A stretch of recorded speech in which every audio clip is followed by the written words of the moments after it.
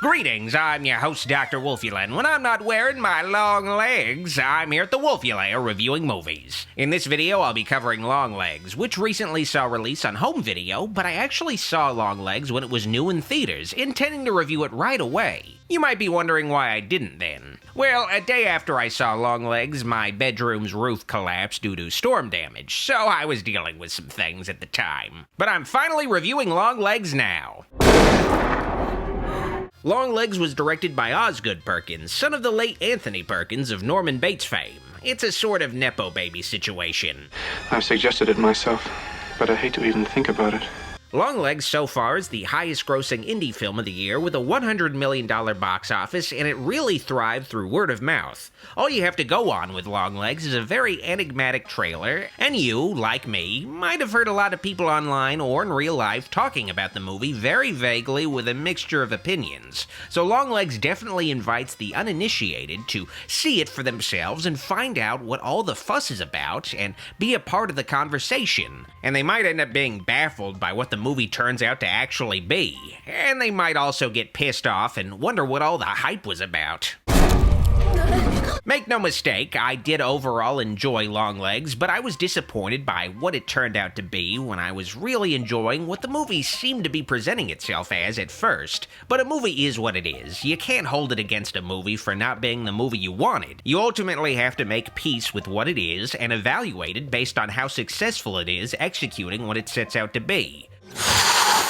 Which in this case is a movie that really isn't for everyone, despite the wide acclaim the film received from critics, who don't necessarily represent the average film goer and who are much more predisposed to enjoy art house films. You thirsty? Come on, let's go for a drink. Longlegs is a rare art house film that's become mainstream, making over $100 million, which is ultimately a good thing. Longlegs is a low-budget movie. It isn't directly based on IP, but it became a massive hit in theaters. The mainstream success of Longlegs does place it under a lot more scrutiny, though. That messes up kids. So they say. Before I review Longlegs proper, just know that this is a difficult movie to review without spoiling it, and that I think the best way to experience the film is to watch it blind first. Not literally, of course. Ideally, your vision still works before watching Longlegs. If you are unable to see, I give you my truest condolences.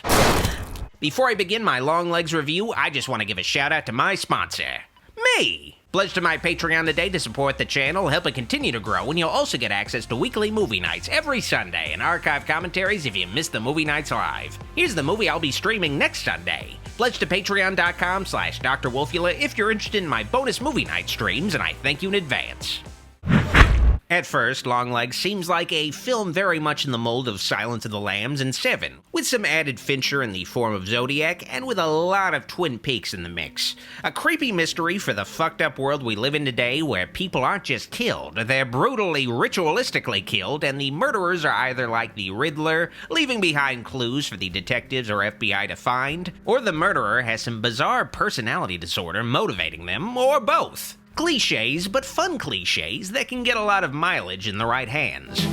Who do you fuck with? Longlegs riffs on these tropes initially to draw its audience in, but make no mistake, Longlegs is much more of a straightforward horror film, not much of a mystery. The average Scooby-Doo episode is more of a fucking mystery than Longlegs. So he kills them with a doll from somewhere else by what? Remote control? The film tells the story of Lee Harker, an FBI agent played by Micah Monroe, who I could have sworn was the name of a porn star. Good? Yeah, I'm good. Harker is an interesting character. She rarely makes eye contact, she's emotionally distant, and she only speaks when necessary. Didn't you come to my birthday party? Sounds great to me. Why don't you ask her? I'll be there. I could maybe make some assumptions about what her deal is, and whether or not it has to do with her big final act twist, but suffice to say, Lee Harker is like if Abed from Community became an FBI agent. I am good to be the one who goes up and knocks if you want to be the one who hangs back.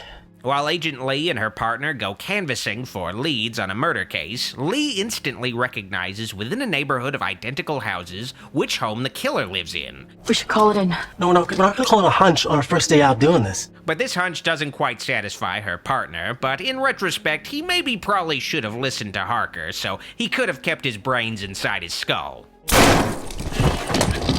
Harker kinda sort of solving this case, or at least avoiding getting an asshole where her face used to be, leads the FBI to be convinced that she's a psychic. You beat that numbers generator 8 times. And yeah, this movie has a very similar premise to that episode of South Park that parodied Manhunter/Red Dragon, and saw the cops look to Cartman for help because they think he's psychic. It's almost the exact same plot. Do you see?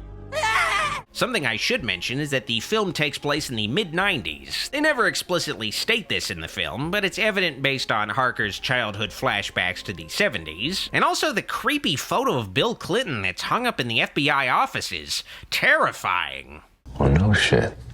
Harker's next case is Longlegs, assigned to her by Senior Agent Carter, played by Blair Underwood. The Longlegs case involving a serial killer who has, over the years, managed to indirectly kill families by somehow forcing fathers to commit murder-suicides against the wives and kids. The FBI knows a third party is responsible for these deaths because cryptic ciphers are left behind signed Longlegs, a la Zodiac. Written in a coded alphabet and not in the hand of anyone in any way connected to the families. The codes are just a mislead so the movie can cosplay as a mystery film under the familiar trappings. Presenting itself as a mystery is a formality that allows the film to slowly reveal exposition. Any mystery in the film unravels on its own once all the necessary background information is revealed.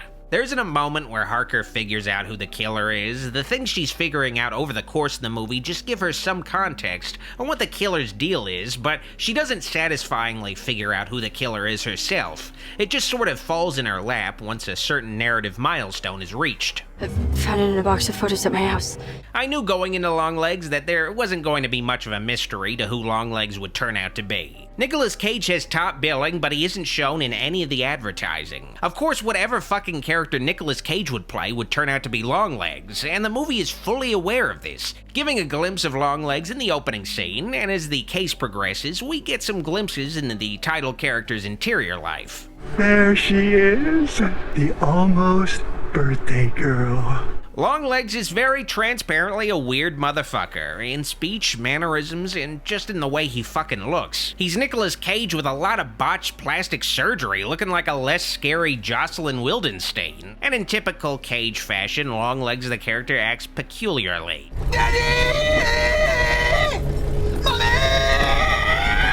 This is definitely a role written with Nicolas Cage in mind, where he can just make any insane choice he could want with the character, talking like he's the host of some fucked up kid show. What day is your birthday, little angel? The character of Longlegs supposedly used to be a glam rocker who got into Satanism to the point where he wanted to try to look young when he goes to hell so Satan would want to fuck him, which is why he has those DSLs. Work that gets dirty as it cleans.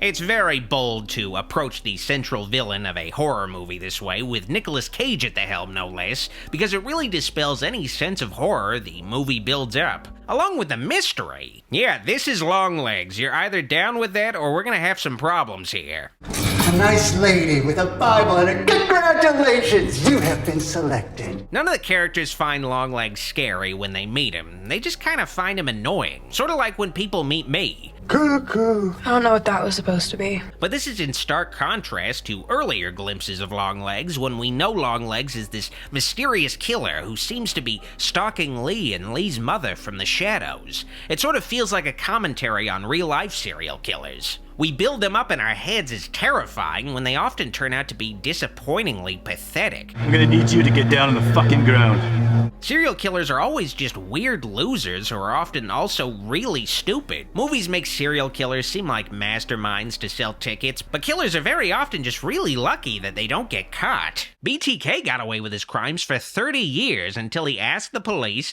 if they could track him if he anonymously sent them a floppy disk with writings on it. The police said no, so BTK sent a floppy disk to the police, and they caught him in about a week. What a fucking idiot. Sending a floppy disk in 2005? Does the B in BTK stand for boomer? I knew then that the work we were doing was immaculate. Longlegs really captures the disappointment of a true serial killer. He's not ultimately scary, just kinda sad. That gross guy is back again.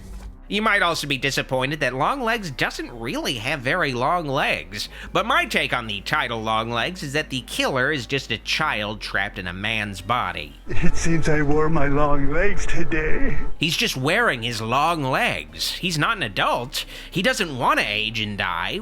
Save me from the hell of living! Which also explains Longlegs' obsession with dolls, which further dispel any mystery within the film. Longlegs' shtick is that he crafts American Girl dolls to Jared Fogel's specifications. Harker and Carter discover one of these dolls left by Longlegs, which leads to one of the creepiest scenes in the movie, which has nothing to do with Longlegs. It's Trapper John M.D. here praising the craftsmanship of Longlegs' doll. She's handmade, that's for sure.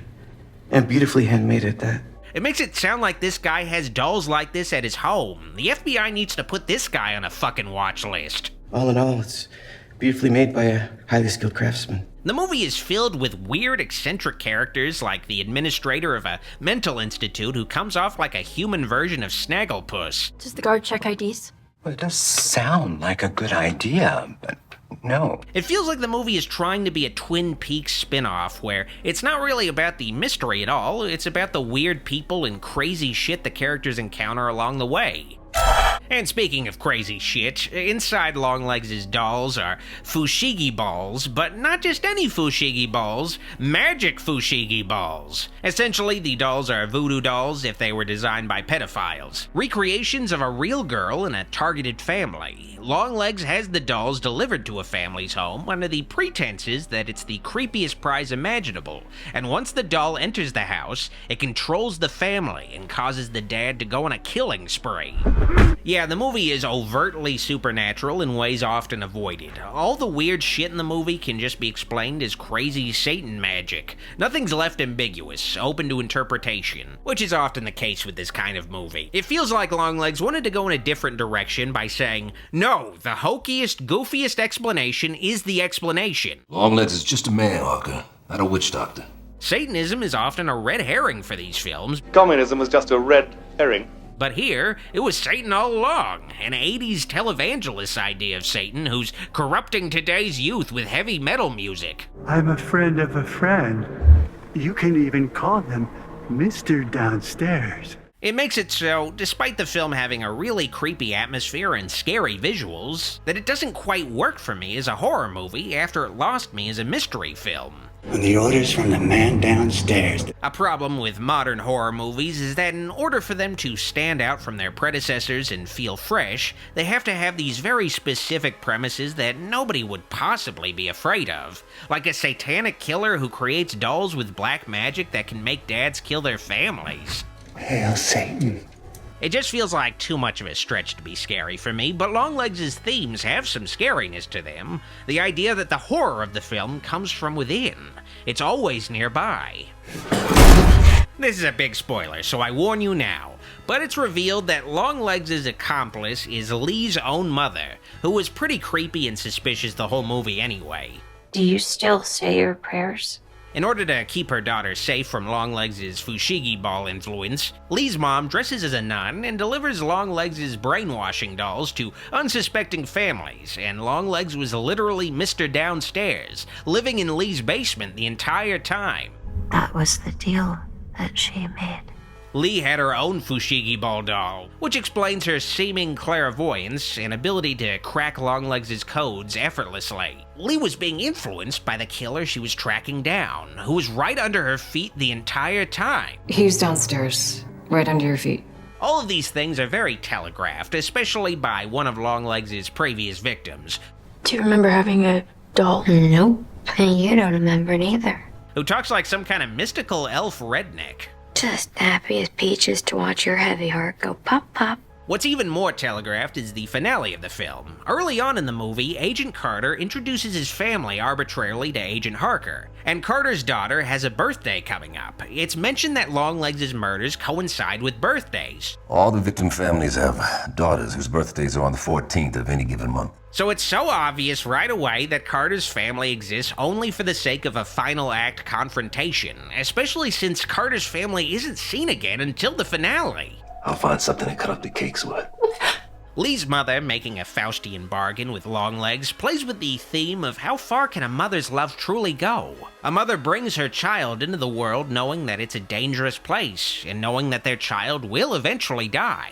This is a cruel world, especially for the little things. So what would a mother be willing to do to guarantee their child's safety? Hail Savior. This is sort of Osgood Perkins' equivalent to his father's Norman Bates character. Well, a boy's best friend is his mother. The underlying ideas of Longlegs are scary, but they kind of get lost in the convoluted premise of the film. Longlegs doesn't quite work for me as either a mystery or horror film, but it does work for me as a Twin Peaks spiritual successor. We live inside a dream. A stylish-looking movie where the FBI uses psychics to track down killers, and where everything and everybody is off in some way great or small. If you're a fan of Twin Peaks as well, the movie will definitely be your kind of thing, where the mystery is just a weirdness delivery system.